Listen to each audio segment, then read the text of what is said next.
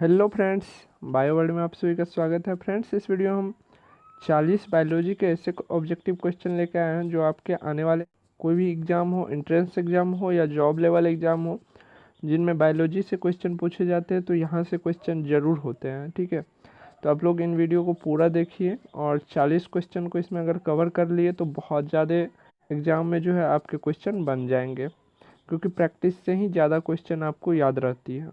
तो चलिए स्टार्ट करते हैं आज का क्वेश्चन। पहला क्वेश्चन है, जीव विज्ञान का पिता किसे कहा जाता है, यानी कि फादर ऑफ बायोलॉजी किसे कहा जाता है। तो फादर ऑफ बायोलॉजी जो है अरस्तु को कहा जाता है।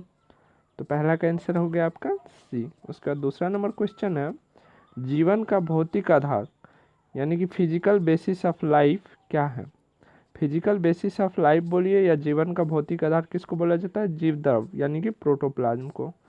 ठीक है, उसके बाद तीसरा नंबर क्वेश्चन देखते हैं। तीसरा नंबर क्वेश्चन है, सर्वप्रथम कोशिका का पता किसने लगाया था।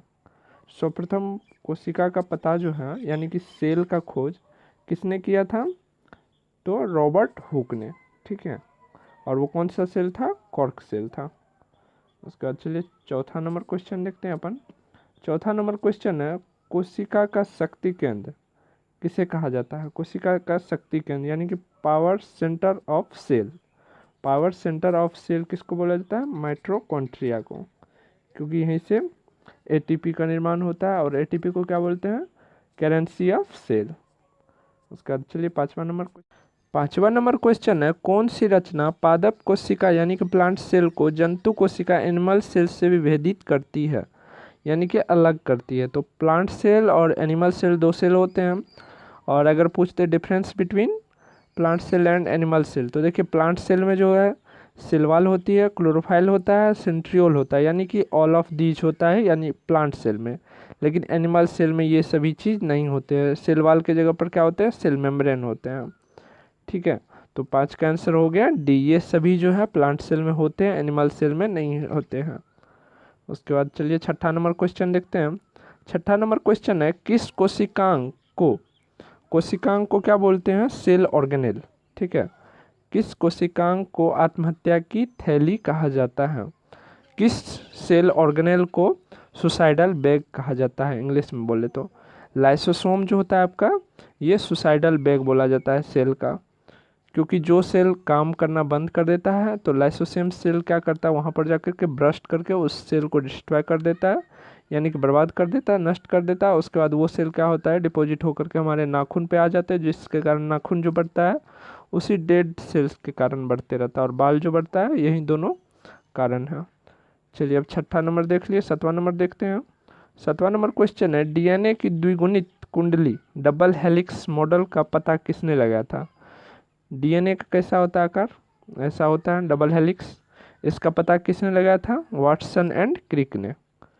तो 7 का आंसर हो गया आपका ए। उसके बाद 8वां नंबर क्वेश्चन है, डीएनए का प्रमुख कार्य क्या है। डीएनए का मेन कार्य जो है वो जेनेटिक मटेरियल का क्या करता है, इस पीढ़ी से उस पीढ़ी में ले जाता है, उससे अगला पीढ़ी में ले जाता है। तो यहाँ पर डी नंबर ऑप्शन पढ़िए, अनुवांशिक क्रियाओं का संचालन। ठीक है, उसके बाद चलिए नंबर क्वेश्चन देखते हैं। नंबर क्वेश्चन है, आरएनए पाया जाता है। आरएनए किस में पाया जाता है इन चारों में से, तो आरएनए जो है आपको वो कोशिका द्रव में पाया जाएगा। तो 9 का आंसर हो गया आपका सी। चलिए अब 10वां नंबर क्वेश्चन देखते हैं। 10वां नंबर क्वेश्चन है, आनुवांशिकी का पिता किसे कहा जाता है, फादर ऑफ जेनेटिक्स किसे कहा जाता है, आप सभी को पता होगा, ग्रेगर मेंडल को। तो 10 का आंसर हो गया आपका सी। चलिए 11 नंबर क्वेश्चन देखते हैं। 11 नंबर क्वेश्चन है, मनुष्य में गुणसूत्रों की कुल संख्या कितनी होती है। मनुष्य में जो क्रोमोसोम की नंबर होती है वो कितनी होती है, 46 होती है। अगर कितने पेयर ऑफ क्रोमोसोम बोल दे तो 23 हो जाएगा। ठीक है, 23 पेयर, पेयर मतलब जोड़ा, 23 और 23 कितना हो गया, 46। तो यही एक को बोला जाता है पेयर। उसके बाद चलिए 12 नंबर क्वेश्चन देखते हैं। 12 नंबर क्वेश्चन, मनुष्य में होने वाले अनुवांशिक रोग कौन से हैं। मनुष्य में इनमें से कौन सा अनुवांशिक रोग होता है, तो ब्लाइंडनेस होता है, हीमोफीलिया होता है, टर्नर सिंड्रोम होता है। ये किसके कारण होता है, जेनेटिक डिसऑर्डर के कारण, जो डिजीज उत्पन्न होते हैं उनके कारण ये सभी रोग होते हैं। तो क्या हो जाएगा 12 का आंसर डी, ये सभी। उसके बाद चलिए 13 नंबर क्वेश्चन देखते हैं। 13 नंबर क्वेश्चन है, लड़का पैदा होगा जब। देखिए लड़का का क्रोमोसोम क्या होता है, XY होता है, और गर्ल की जो यानी कि वोमेन की जो क्रोमोसोम होती है वो XX होती है। ये हो गया फीमेल और ये हो गया मेल, ठीक है। अगर मेल X क्रोमोसोम देता है, फीमेल तो अक्सर X ही देगी क्योंकि दोनों X उनके पास है। ये लीजिए या वो लीजिए, X ही आएगा। अगर XX आ गया तो मतलब बेबी जो होगी वो गर्ल्स हो जाएगी। अगर मेल क्या करता है, अगर Y क्रोमोसोम अपना देता है तो XY हो जाएगा, यानी कि बेबी जो होगा वो बॉय होगा, यानी कि लड़का होगा। तो लड़का पैदा होगा, लड़का का कौन सा क्रोमो होना चाहिए, आप लोग को पता चल गया होगा कि XY गुणसूत्र होगा।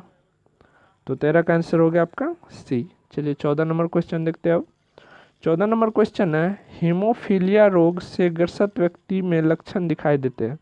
जिनको हीमोफीलिया हुआ हो उनमें कौन सा लक्षण दिखाई देता है। तो उनका क्या होता है कि अगर कहीं पर कट हो जाए, थोड़ा सा कट हो जाए, तो रक्त जो ब्लड जो निकलना स्टार्ट होता है वो बंद होता ही नहीं, बस निकलते रहता है, क्योंकि क्लोटिंग फैक्टर जो होता है उसका वो नष्ट हो चुका होता है। तो 14 का आंसर हो गया आपका बी। उसका चलिए 15 नंबर क्वेश्चन देखते हैं। देखिए हर एक क्वेश्चन मैं इसी तरह से पूरी आपको जानकारी देते हुए बताऊंगा, तो लास्ट तक आप देखिए वीडियो बहुत ही अच्छी क्वेश्चन से भरी हुई है पूरी वीडियो। चलिए अब 15 नंबर क्वेश्चन देखते हैं। 15 नंबर क्वेश्चन है, जीन के बारे में कौन सा कथन सत्य है। ये 4 कथन आपको दिया हुआ है, इनमें से बोल रहा है कि कौन सा कथन सत्य है। जीन जो है यह डीएनए की एक क्रियात्मक इकाई है। सही बात है, डीएनए के पार्ट को ही हम जीन बोलते हैं, और जिसमें स्पेशल कैरेक्टर हो, तो फर्स्ट ऑप्शन सही हो गया। उसके बाद है यह आनुवांशिकी का इकाई है। सही बात है, जीन ही जेनेटिक मटेरियल को ले जाता है, ये भी सही हो गया।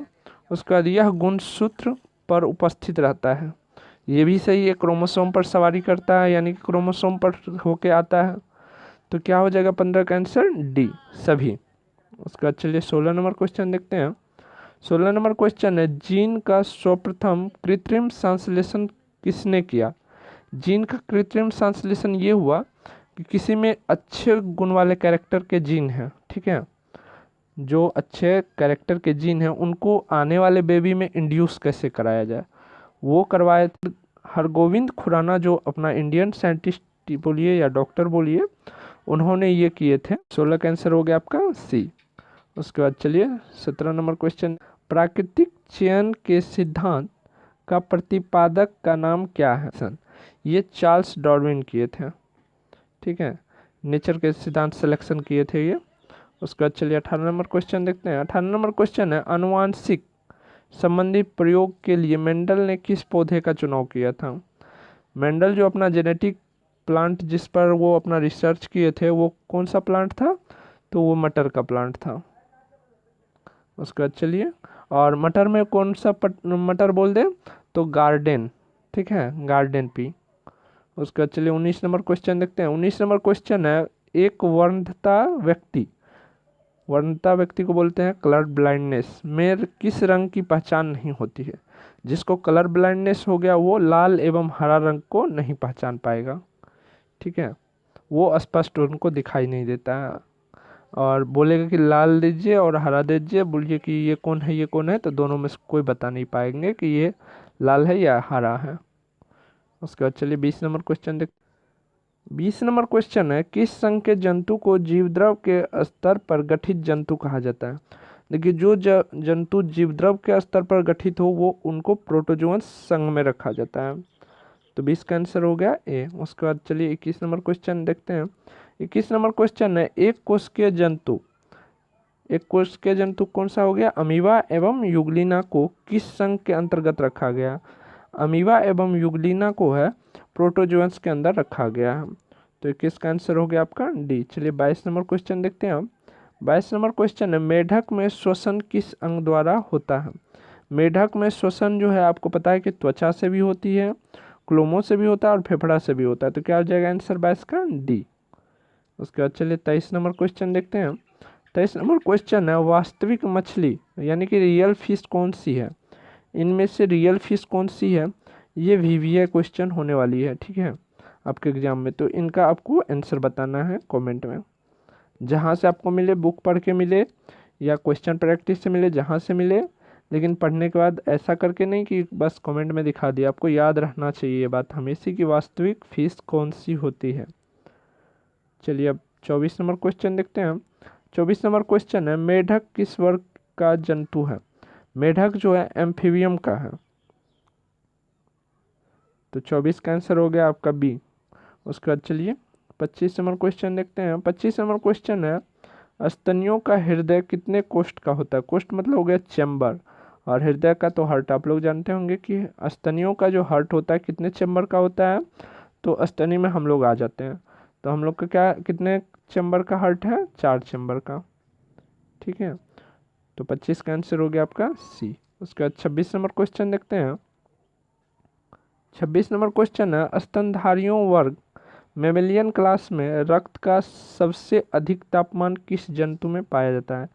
मेमेलियन क्लास में जो है ब्लड टेम्परेचर किसका सर्वाधिक रहता है, यानी कि हाई रहता है, बकरी का रहता है।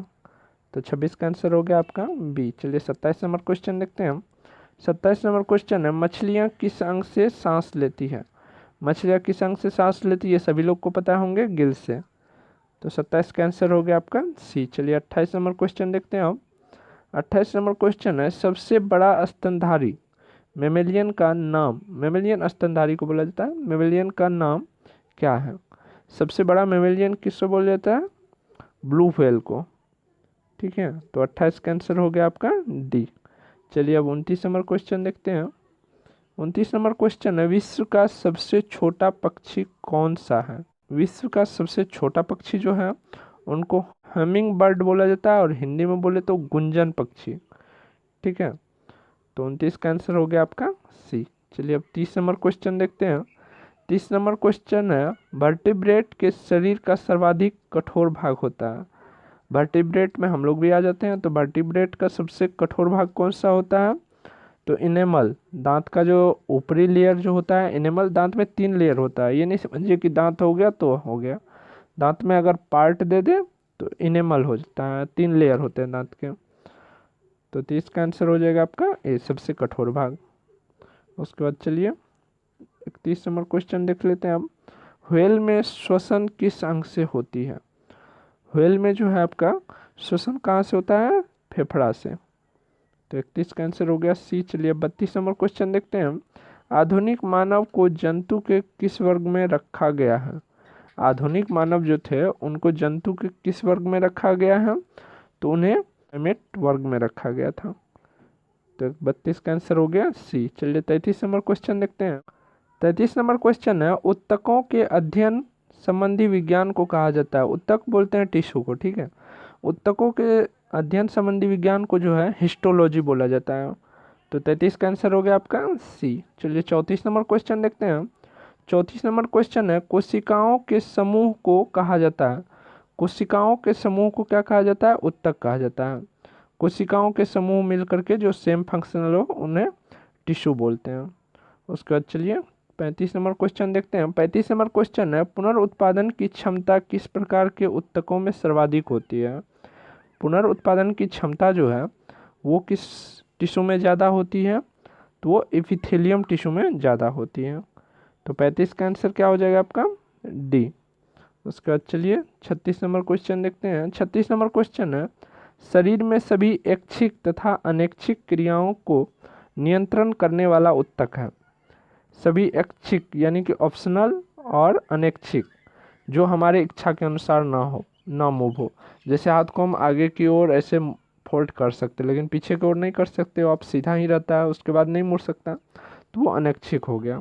वो किसके कारण होता है, पेशी के कारण होता है, कि संयोजी के होते हैं, तंत्रिका के होते हैं, कि उपकला के कारण होता है, ये आपको बताना है, क्योंकि ये VVI क्वेश्चन है, ठीक है। तो इसका आंसर जो है आपको कमेंट में बताना है, और जिसके कमेंट को लाइक कर दे तो समझिए आपका आंसर दिया गया सही है। और बाद में हम ऊपर में अपना कमेंट राइट आंसर करके पिन कर दूंगा, तो आप लोग वहाँ से भी देख सकते हैं राइट आंसर, ठीक है। उसके बाद चलिए 37 नंबर क्वेश्चन देखते हैं। 37 नंबर क्वेश्चन है, रक्त किस प्रकार का उत्तक है। रक्त जो है एक कनेक्टिव टिश्यू यानी कि संयोजी उत्तक है। तो 37 का आंसर हो गया आपका बी। चलिए अब 38 नंबर क्वेश्चन देखते हैं। 38 नंबर क्वेश्चन है, आरेखित पेशी ऊतक कहाँ पाए जाते हैं? आरेखित पेशी ऊतक जो है आपका स्टोमक में पाया जाता है। तो 38 का आंसर हो गया आपका बी। चलिए अब 39 नंबर क्वेश्चन देखते हैं। 39 नंबर क्वेश्चन है, संयोजी ऊतक के उदाहरण है। संयोजी ऊतक के उदाहरण इनमें से कौन कौन है ये भी आपको बताना है, ठीक है।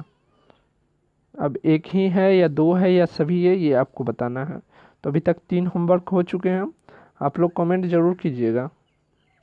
उसके बाद चलिए लास्ट क्वेश्चन देखते हैं। लास्ट क्वेश्चन है, संकुचनशील ऊतक के नाम से जाना जाता है। संकुचनशील को कॉन्ट्रैक्टाइल टिश्यू बोलते हैं। वो कौन से हैं? वो है मस्कुलर टिश्यू, जिसे संकुचनशील ऊतक भी कहते हैं हम। तो 40 का आंसर हो गया आपका डी। तो फ्रेंड्स हम यहाँ पर 40 ऐसे क्वेश्चन देखें बायोलॉजी में जो आपके आने वाले सभी इंट्रेंस एग्जाम में यहाँ से क्वेश्चन पूछे जा सकते हैं और पूछे जाते हैं। तो आप लोग बस कंजूसी नहीं कीजिएगा लाइक करने में, वीडियो को लाइक ज़रूर कर दीजिएगा। और जो लोग नए हैं तो चैनल को सब्सक्राइब कर लीजिए, क्योंकि प्रैक्टिस के बिना आपका कोई भी एग्ज़ाम क्लियर नहीं होगा और हमारे चैनल पे आपको प्रैक्टिस के लिए बेस्ट से बेस्ट क्वेश्चन मिलती रहेगी।